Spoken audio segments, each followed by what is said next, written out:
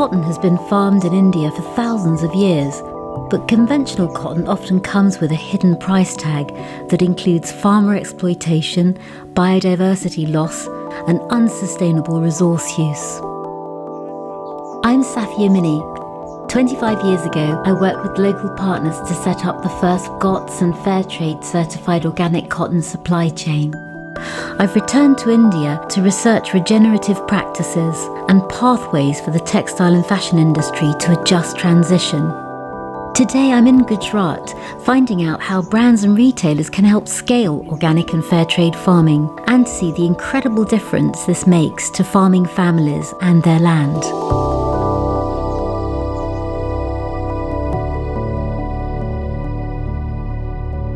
I'm visiting two incredible initiatives in Rapar, Suminter India Organics and the Rapar and Dhrangadhra Farmers Producer Company, or RDFC, which is 100% farmer-owned.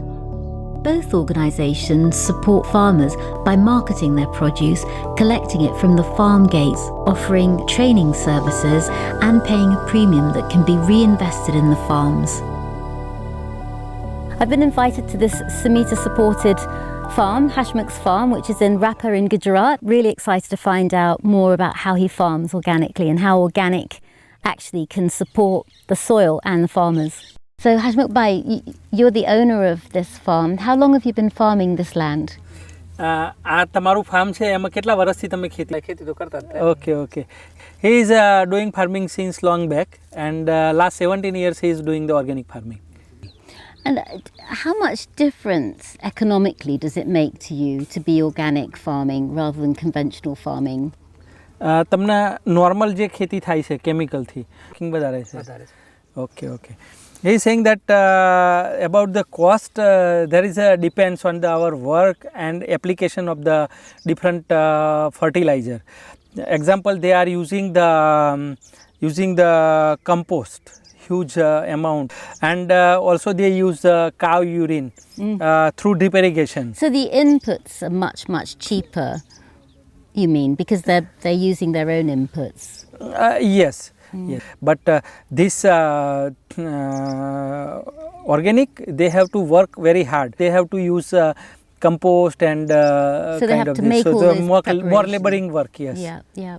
But we're sitting here, and whilst we're sitting here, I can see you've got this is it a pea plant? Yes, this is a pigeon pea. Pigeon pea. Yes. So I'm sitting here and this pigeon pea is attracting so many insects. Yes. So this is intercropped with the organic cotton. I've seen some beans growing as well.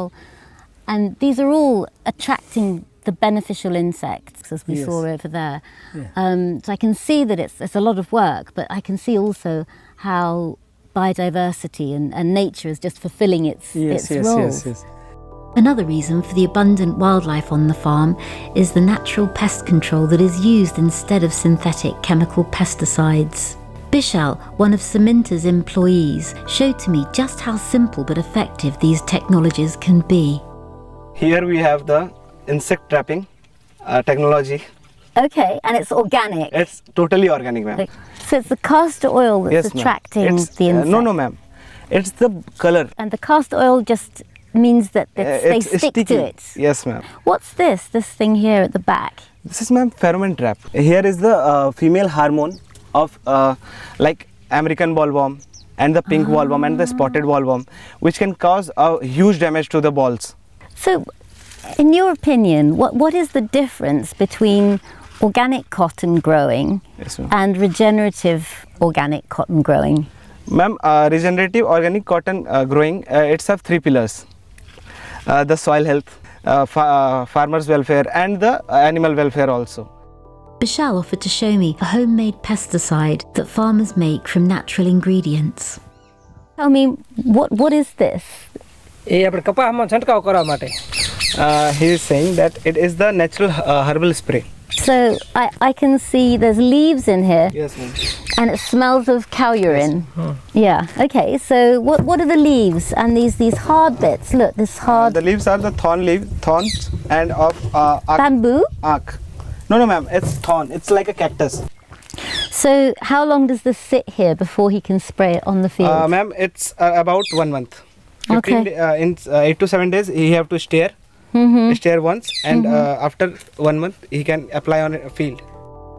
Cotton is a notoriously thirsty crop. Suminter helps farmers by providing low water use seeds, and Hashmukh also mentioned that organic and Fairtrade premiums have helped him to invest in drip irrigation. And so, how often do they switch the drip irrigation on? 1 week, every week they are giving the water, one time. And how much water does it save to have drip irrigation? કેટલું પાણી બચાવો છો તમે? Normally if they give the drip, water with the flood irrigation, they required 12 hours to get the irrigation. But if they give the irrigation with the drip irrigation, then 2.5 hours. So that's a big difference, isn't it? And how much did it cost to put drip irrigation on the whole field? He has benefited from that premium from of the Suminter actually. If they wants to do by themselves, then it is cost is 2.5 lakh. So if retailers and buyers choose to support organic and those premiums are then used for the drip irrigation, this is a way that they can support the organic cotton farmers, the organic farmers. Also, they can help the land here. Farmers proudly told me how their premiums had been used to restore the local dam to water the crops. I'm here looking over a relatively dry riverbed, but 3 months ago in monsoon time, this wall, this reconstructed wall that was built through Fairtrade and organic premiums by Suminter, would have held back literally hundreds of thousands of litres of water going back over the riverbed, and this would be drawn upon by the farmers and used by wildlife. How far back does this go? How much water in a monsoon time will be built up behind this wall here? कितना दूरी तक बना हुआ है? 1 kilometer. This is made up of 1 kilometer long. Wow, okay, this is And you can see the huge. width of it. Yeah, huge. Resource use and the climate crisis are deeply connected. As we headed off to meet Mandel, another Suminter farmer, I hoped he would tell me something about how the climate crisis is affecting his crops and farm. How is the crop this year? How is the harvest? આ વખતે કેવો તમને કપાસ કેવો લાગે છે આમ? એટલે આ પેલો અદરક થઈ ગયું આમ ને cup. When they have a first pick, it was a very good, but this second picking, they have some damage with the insects. You see. Oh yes, yes. So that second picking that was damaged by the rain. Rain as well as the insects, because unseasonal rain, so their insect level may be increased. Yeah. And they attack on the ball. What percentage do you think of your income was lost because of the unseasonal rain, the extra pests, etc.? આ તમને બીજી વીણીનો જે ખરાબ કપાસ આવ્યો, about 5 rupees loss on per kilo. It is comes around 7 to 8%. Is he worried about the changing weather and the bigger issues, which is global heating, the climate crisis? Yeah. How does he see the future of farming? તો નુકસાન થાય બધું ખેતી fail જાય ને.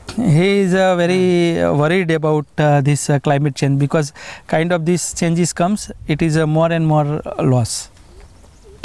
એવું તો ઘણી વાર થાય છે. Many times happening every year. આવે તો ફેર વાવ. Yeah, sometime it is a cyclone, then also a problem.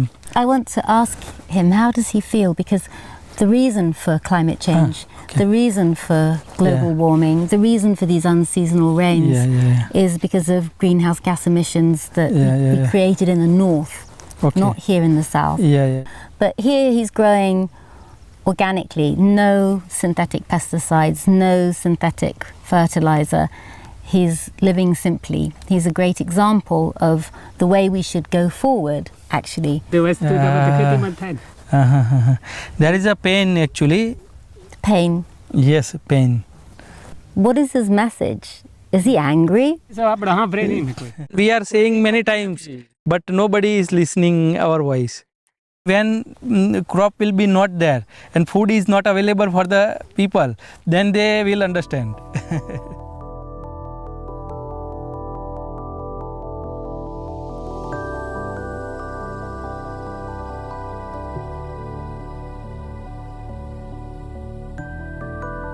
We left Mandal and went to meet a farm member of RDFC. I was keen to see how this farmer-owned company works with their members and what benefits it brings them. Shailesh Patel is the CEO, and I've known his pioneering work for many years. He told me that €43,000 of premiums were paid last year, which the farmers themselves decided to spend on wormy wash compost and natural pesticide training, organic cotton seed subsidies and seed kits for fruit and vegetables to distribute amongst the farmers, and for women's training and empowerment and hiring a school teacher and other educational support for farmers' children. This is like a really big wormery. This is a wormy wash. There is a worm inside. They put the wastage of agriculture and cow and buffalo duck On the from top, this. yeah. Yes, they put the water with the water pump, and you see this is with the pipe. All the fertilizer, liquid fertilizer comes in the tank. It is no required other fertilizer because it is a very much high content of all the nutrition which is required to the plants. It smells great. As I'd arrived at the farms, I'd noticed fruit trees growing along the drives and vegetables being grown. Shailesh introduced me to Manshi, who told me more about her kitchen garden. She is saying we grow because of we can use for our own consumptions. So you've got lime here, and then you're going to be growing other trees? What's this growing here? This is one type of vegetables called galka, just like bottle gourd. Normally put vegetables with the cook with the rice sometimes. See, you have tomatoes here. Oh, that's the pomegranate. No, this is guava. That's guava. That is this is pomegranate. This is pomegranate and guava. Oh, I can see. Look, here we are. There's the guava.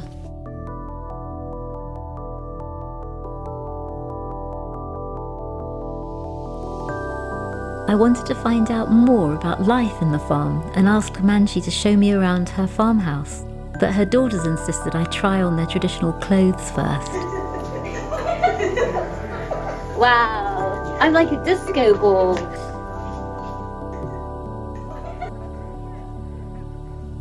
Let's have a look at this beautiful house. Look at this.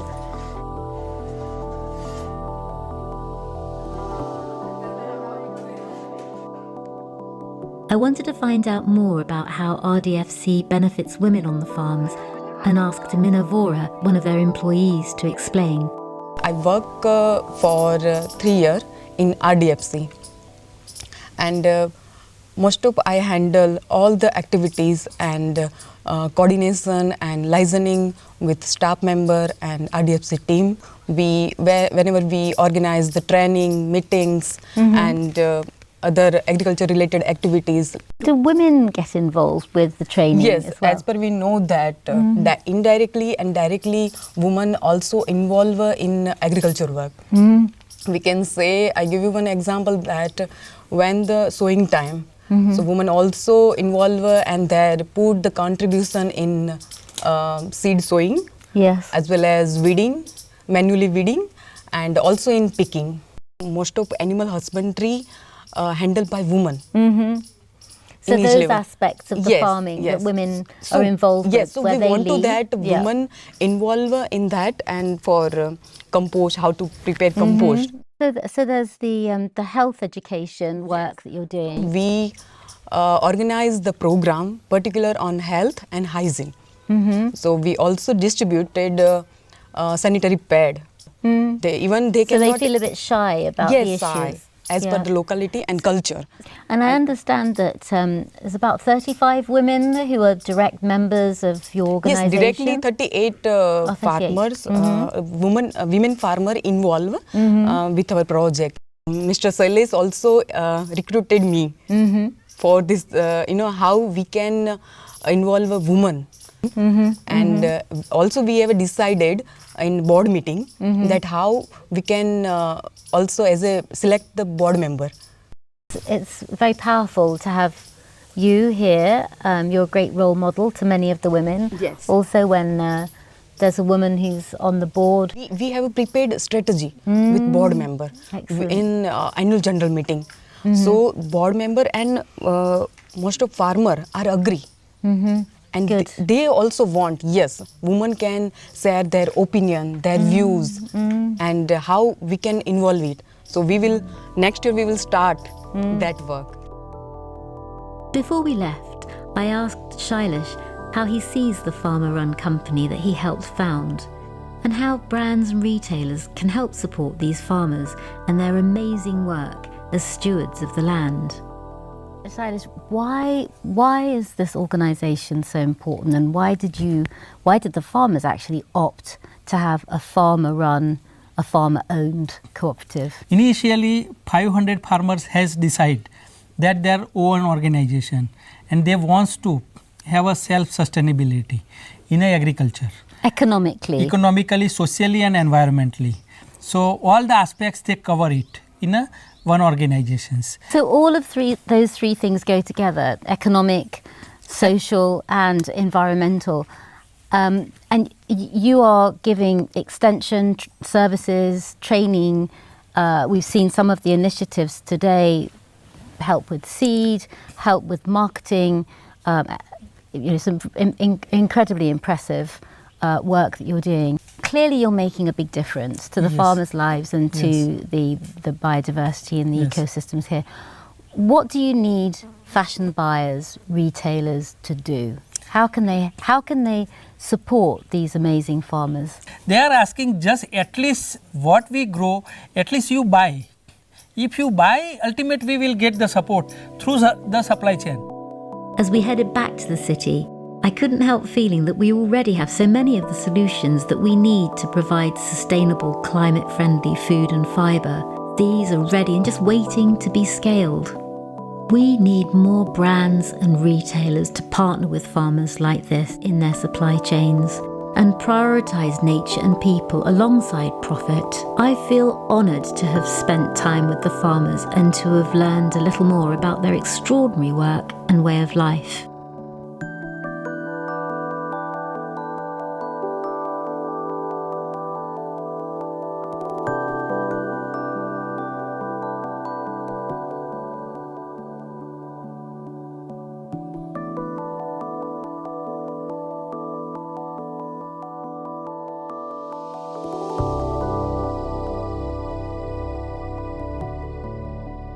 We say it ITK, Indigenous Technical Knowledge. Indigenous technical knowledge. Yes, ma'am. And what was the indigenous technical knowledge? What they do that many farmers do that they leave the cats on the farm on nights, so they can feed on the mice and the mouses to protect the crop. To protect the crop. Yeah.